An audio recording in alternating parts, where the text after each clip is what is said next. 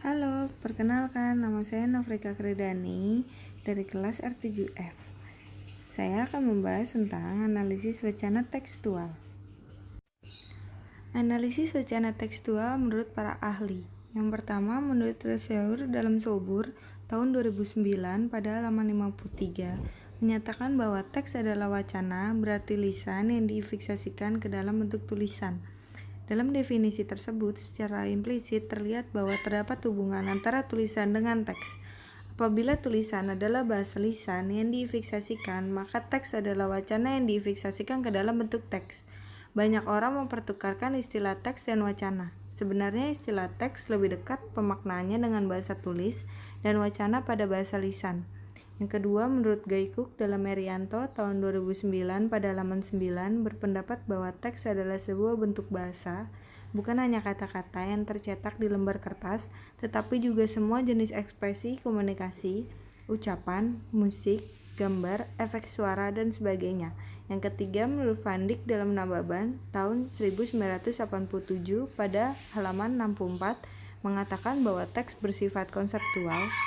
Yang keempat, menurut Halliday pada tahun 1992 pada halaman 13 menyatakan bahwa teks adalah bahasa yang berfungsi, yaitu bahasa yang sedang melaksanakan tugas tertentu dalam kontekstual situasi tertentu pula. Selanjutnya, menurut Alwi pada tahun 2003 pada halaman 42, wacana adalah rentetan kalimat yang berkaitan sehingga membentuk makna yang serasi di antara kalimat-kalimat itu. Menurut Tarigan dalam Jajah Sudarma tahun 1994 pada halaman 5, wacana adalah satuan bahasa terlengkap dan tertinggi atau terbesar di atas kalimat atau klausa dengan koherensi dan kohesi tinggi yang berkesinambungan yang mampu mempunyai awal dan akhir yang nyata. Menurut Kinevi dalam Supardo tahun 1988 pada halaman 54, wacana pada umumnya adalah teks yang lengkap yang disampaikan baik secara lisan maupun tulisan yang tersusun oleh kalimat yang berkaitan. Tidak harus selalu menampilkan isi yang koheren secara rasional. Wacana dapat diarahkan ke satu tujuan bahasa atau mengacu sejenis kenyataan. Dari beberapa ahli di atas, dapat disimpulkan bahwa wacana adalah satuan bahasa yang terstruktur secara lengkap yang disajikan secara teratur dan membentuk suatu makna yang disampaikan secara tertulis maupun lisan. Dalam peristiwa komunikasi secara lisan, dapat dilihat bahwa wacana sebagai proses komunikasi antar penyapa dan pesapa. Sedangkan dalam komunikasi secara tulis, wacana terlihat sebagai hasil dari pengungkapkan ide atau gagasan penulis. Analisis tekstual dibagi menjadi dua jenis, yaitu aspek gramatikal dan aspek leksikal. Segi bentuk atau struktur lahir wacana disebut aspek gramatikal, terdiri dari 1. Pengacuan atau referensi, 2. Penyulihan atau substitusi, 3. Pelepasan atau elipsis, dan terakhir ada konjungsi atau perangkaian. Pertama ada pengacuan atau reference. Pengacuan adalah salah satu jenis kohesi gramatikal yang berupa satuan lingual tertentu yang mengacu pada satuan lingual lain yang mendahului atau mengikutinya. Menurut Samsuri pada tahun 1987 sampai 1988 pada halaman 57 mengemukakan bahwa ada dua hal yang perlu diperhatikan. Pertama, bahwa referensi ialah ungkapan kebahasaan yang dipakai seseorang pembicara untuk mengacu ke hal-hal yang dibicarakan itu. Kedua, jika dalam semantik formal, sesuatu yang dirujuk itu mesti benar dalam wacana. Apa yang dimaksud dengan referensi yang benar? Ialah referensi yang dimaksud oleh pembicara. Berdasarkan tempatnya, apakah acuan itu berada di dalam teks atau di luar teks, maka pengacuan dibedakan menjadi dua, yaitu pertama ada pengacuan endofora, apabila acuannya berada atau terdapat di dalam teks wacana. Yang kedua, ada pengacuan exofora, apabila acuannya berada atau terdapat di luar teks wacana. Pengacuan endofora berdasarkan arah pengacuannya dibedakan menjadi dua jenis. Yang pertama ada pengacuan anaforis atau anaforis reference adalah salah satu kohesi gramatikal yang berupa satuan lingual tertentu yang mengacu pada satuan lingual yang lainnya mendahuluinya. Contoh, hati Dika terasa berbunga-bunga, dia yakin Putri menerima lamarannya. Yang kedua, ada pengacuan kata foris atau kata foris reference adalah salah satu gramatikal yang berupa satuan lingual tertentu yang mengacu pada satuan lingual lainnya mengikutinya. Contoh, berdasarkan penelitian dan pembahasan, maka dapat ditarik kesimpulan sebagai berikut. Pupuk menjadi bagian penting dalam bidang pertanian, pemeliharaan tanaman tergantung banyak faktor. Selanjutnya ada pengacuan eksofora. Adalah satuan lingual tertentu yang mengacu pada satuan lingual lain, dapat berupa persona atau kata ganti orang, demonstratif atau kata ganti petunjuk, dan komparatif atau satuan lingual yang berfungsi membandingkan antara unsur yang satu dengan unsur lainnya. Yang pertama ada pengajuan persona atau kata ganti orang. Pengacuan persona direalisasikan melalui pronomina persona yang meliputi persona pertama, kedua, dan ketiga, baik tunggal maupun jamak. Pronomina persona 1, tunggal 2, dan tunggal 3 ada yang berupa bentuk bebas dan ada pula yang terikat. Selanjutnya yang berupa bentuk terikat ada yang melekat di sebelah kiri dan ada yang melekat di sebelah kanan. Dengan demikian, satuan lingual aku, kamu, dan dia, misalnya, masing-masing merupakan pronomina persona 1, 2, dan 3, tunggal bentuk bebas. Adapun bentuk terikatnya adalah ku, misalnya pada ku tulis, kau pada kau tulis, dan di pada di tulis. Masing-masing adalah bentuk terikat lekat kiri, atau ku, misalnya pada istriku, mu pada istrimu, dan nya pada istrinya. Masing-masing merupakan bentuk terikat lekat kanan. Beberapa contoh kepaduan wacana yang didukung oleh kohesi gramatikal yang berupa pengacuan persona dapat diamati pada contoh berikut ini. Pada contoh pertama ada Pak RT, saya terpaksa minta berhenti, kata Basuki bendaharaku yang pandai mencari uang itu. Pada contoh kedua, namun sepertinya Bu Tiasi tidak mau menerima, ia pergi tanpa pamit. Pada tuturan pronomina persona 1 tunggal bentuk bebas saya mengacu pada unsur lain yang berada di dalam tuturan teks yang disebutkan kemudian, yaitu Basuki, orang yang menuturkan tuturan itu. Dengan ciri-ciri seperti yang disebutkan itu, maka saya menuturkan jenis kohesi gramatikal pengacuan endofora karena acuannya berada di dalam teks. Yang bersifat kataforis karena acuannya disebutkan kemudian atau antecedennya berada di sebelah kanan melalui satuan lingual berupa pronomina persona 1 tunggal bentuk bebas. Sementara itu, ku pada bendaharaku pada tuturan yang sama mengacu pada Pak RT yang telah disebutkan terdahulu yang antecedennya berada di sebelah kiri. Satuan ciri semacam itu, maka ku adalah jenis kohesi gramatikal pengacuan endofora yang kataforis melalui pronomina persona tunggal bentuk terikat lekat kanan. Sementara itu, ia pada tuturan mengacu pada butiasi, kohesi gramatikal dengan pengacuan endofora yang anaforis melalui pronomina persona 3 tunggal bentuk bebas. Yang kedua ada pengacuan demonstratif. Pengacuan demonstratif atau kata ganti penunjuk dapat dibedakan menjadi dua, yaitu pronomina demonstratif waktu dan pronomina demonstratif tempat. Pronomina demonstratif waktu ada yang mengacu pada waktu kini, seperti kini dan sekarang, lampau seperti kemarin dan dulu, akan datang seperti besok dan yang akan datang, dan waktu netral seperti pagi dan siang.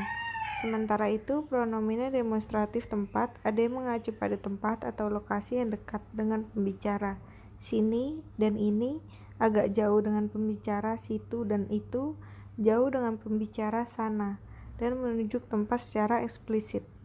Pengacuan demonstrasi waktu sebagaimana dijelaskan di atas dapat diamati pada contoh berikut ini. Yang pertama, peringatan 57 tahun Indonesia Merdeka pada tahun 2002 ini akan diramaikan dengan pergelaran pesta kembang api di ibu kota Jakarta. Pada contoh yang kedua, pada tahun 21 April 2001, kurang lebih genap setahun yang lalu, di gedung wanita ini juga pernah diadakan seminar mengenai kewanitaan tingkat nasional. Pada tuturan terdapat pronomina demonstratif ini yang mengacu pada waktu kini, yaitu pada tahun 2002. Saat kalimat itu dituturkan oleh pembicara atau dituliskan oleh penulisnya. Pengacuan demikian termasuk jenis pengacuan endofora yang anaforis. Penggunaan satuan lingual setahun yang lalu pada tuturan mengacu pada waktu lampau, yaitu tanggal 21 April 2001, yang juga termasuk jenis pengacu endofora yang anaforis karena mengacu pada anteseden yang berada di sebelah kirinya. Berikut adalah contoh kohesi gramatikal yang didukung oleh pengacuan tempat. Yang pertama, ya di kota salah sini juga ayah dan ibumu mengawali usaha batik, kata paman sambil menggandeng saya. Yang kedua, surat dari sekolahan tadi mana Bu? Tadi rasanya ibu taruh di atas meja situ, jawab Bu Partono sambil membetulkan kacamatanya yang sudah 3 mili tebalnya. Tampak pada contoh di atas, kata sini pada tuturan mengacu pada tempat yang dekat dengan pembicara. Dengan kata lain, pembicara, dalam hal ini paman, ketika menuturkan kalimat ia sedang berada di tempat yang dekat yang dimaksudkan pada tuturan itu, yaitu berada di kota salah. Kata situ pada tuturan mengacu pada tempat yang agak jauh dengan pembicara. Dengan kata lain, meja yang dimaksudkan oleh pembicara, Bu Partono, adalah meja yang terdapat agak jauh dari posisi pembicara. Yang ketiga ada pengacuan komparatif. Pengacuan komparatif atau perbandingan ialah salah satu jenis kohesi gramatikal yang bersifat membandingkan dua hal atau lebih yang mempunyai kemiripan atau kesamaan dari segi bentuk atau wujud, sikap, sifat, watak, perilaku, dan sebagainya. Kata-kata yang biasa digunakan untuk membandingkan misalnya seperti bagai, bagaikan, laksana, sama dengan. Berikut adalah contoh pengacuan komparatif. Tidak berbeda dengan ibunya, Nita itu orang cantik, ramah, dan lemah lembut. Apa yang dilakukan hanya dua, jika tidak membaca buku ya melamun, entah apa yang dipikirkan. Persis seperti orang yang terlalu banyak utang. Satuan lingual tidak berbeda dengan pada tuturan adalah pengacuan komparatif yang berfungsi membandingkan antara kecantikan, keramahan, kelembutan Nita dengan ciri-ciri atau sifat-sifat yang sama yang dimiliki oleh ibunya. Sementara itu, satuan lingual persis seperti pada tuturan mengacu pada perbandingan persamaan antara sikap atau perilaku orang yang melamun atau duduk termenung dan pikirannya kemana-mana dengan sikap atau perilaku orang yang terlalu banyak utang. Yang kedua ada penyulihan atau substitution. Penyulihan ialah salah satu jenis kohesi gramatikal yang berupa penggantian satuan lingual tertentu yang telah disebut dengan satuan lingual lain dalam wacana untuk memperoleh unsur pembeda. Penggantian dilakukan untuk memperoleh unsur pembeda atau menjelaskan struktur tertentu. Proses substitusi merupakan hubungan gramatikal dan lebih bersifat hubungan kata dan makna.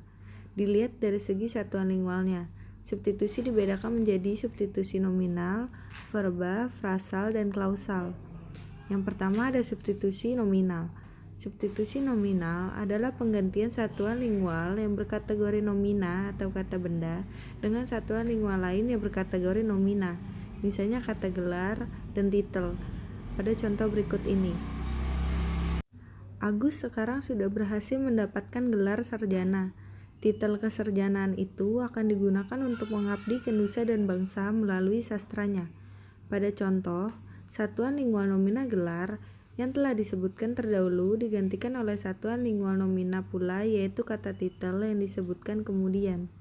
Selanjutnya ada substitusi verbal. Substitusi verbal adalah penggantian satuan lingual yang berkategori verba atau kata kerja dengan satuan lingual lainnya yang juga berkategori verba.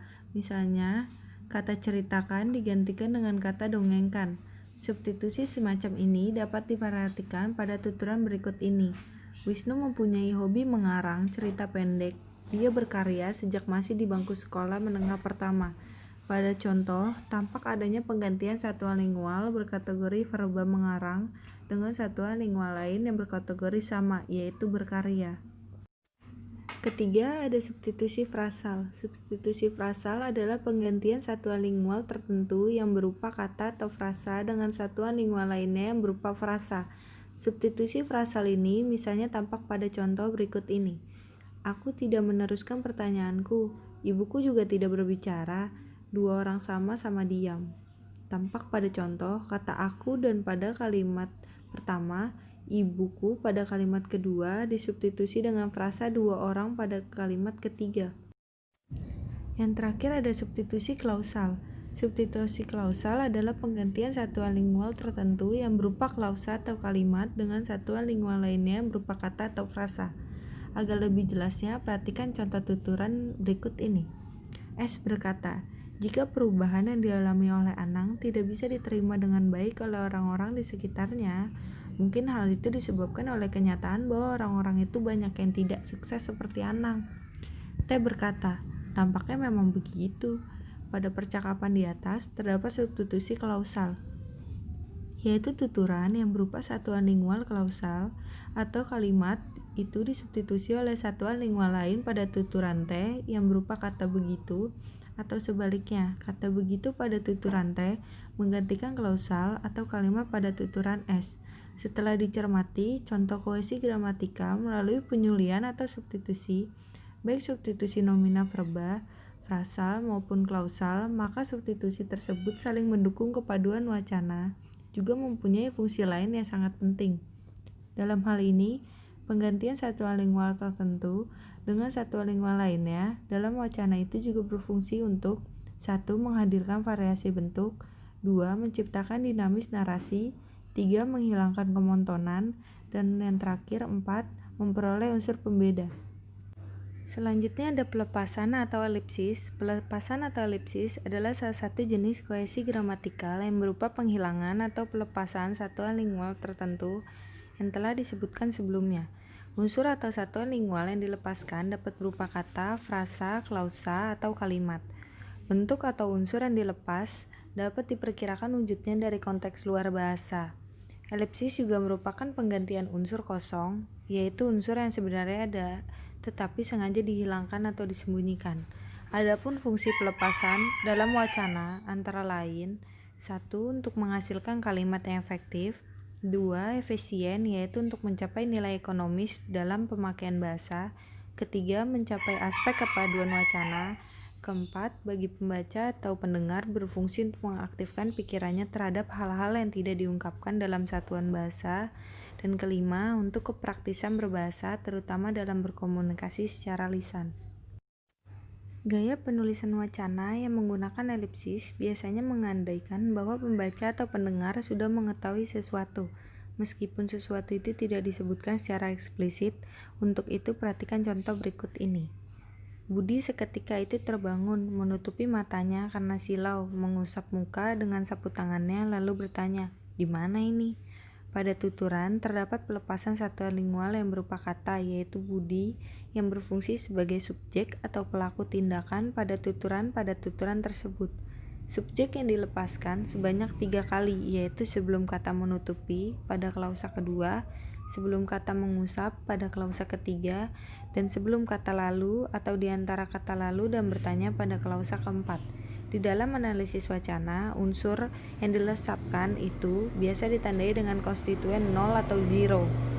Pada tempat terjadinya pelepasan unsur tersebut, dengan cara seperti itu, maka peristiwa pelepasan pada tuturan dapat dipresentasikan menjadi, dan apabila tuturan itu kembali dituliskan dalam bentuknya yang lengkap tanpa adanya pelepasan, maka tampak seperti berikut ini. Budi seketika itu terbangun, menutupi matanya karena silau, mengusap muka dengan sapu tangannya lalu bertanya, "Di mana ini?" Yang kedua, Budi seketika itu terbangun. Budi menutupi matanya karena silau. Budi mengusap mukanya dengan sapu tangannya, lalu Budi bertanya, "Di mana ini?" Tampak pada analisis di atas bahwa dengan terjadinya peristiwa pelepasan, seperti pada 13 atau 13A, maka tuturan itu menjadi lebih efektif, efisien, wacananya menjadi padu, dan memotivasi pembaca untuk lebih kreatif menemukan unsur-unsur yang dilesapkan, serta praktis dalam berkomunikasi. Fungsi-fungsi semacam itu tentu tidak ditemukan pada tuturan 13B, sekalipun dari segi informasi lebih jelas atau lebih lengkap. Yang terakhir ada perangkaian atau conjunction. Perangkaian atau konjungsi adalah salah satu jenis kohesi gramatikal yang dilakukan dengan cara menghubungkan unsur satu dengan unsur yang lainnya dalam wacana. Konjungsi atau kata sambung adalah bentuk atau satuan kebahasaan yang berfungsi sebagai penyambung, perangkai, atau penghubung antara kata dengan kata, frasa dengan frasa, klausa dengan klausa, kalimat dengan kalimat, dan seterusnya. Unsur yang dirangkai dapat berupa satuan lingual kata, frasa, klausa, kalimat, dan dapat juga berupa unsur yang lebih besar dari itu. Misalnya alinea dengan pemarkah lanjutan, dan topik pembicaraan dengan pemarkah alih topik atau pemarkah dijungstif. Dilihat dari maknanya, perangkaian unsur dalam wacana mempunyai bermacam-macam makna. Makna perangkai beserta konjungsi yang dapat dikemukakan di sini antara lain: pertama, ada sebab akibat yang ditandai dengan penggunaan kata sebab. Kedua, ada pertentangan yang biasa ditandai dengan penggunaan kata tetapi. Ketiga, ada kelebihan atau eksksif yang ditandai dengan penggunaan kata malah. Keempat, ada perkecualian yang ditandai dengan penggunaan kata kecuali. Kelima, ada konsensif ditandai dengan penggunaan kata walaupun. Keenam, ada tujuan yang ditandai dengan penggunaan kata agar. Ketujuh, ada penambahan yang ditandai dengan penggunaan kata dan. Ke-8, ada pilihan yang ditandai dengan penggunaan kata atau. Ke-9, ada harapan yang ditandai dengan penggunaan kata moga. Ke-10, ada urutan yang ditandai dengan penggunaan kata lalu. Jadi kesimpulannya, aspek-aspek analisis wacana tekstual meliputi aspek gramatikal dan aspek leksikal. Aspek gramatikal sendiri meliputi 4 aspek, yaitu pengacuan, pelepasan, substitusi, dan konjungsi.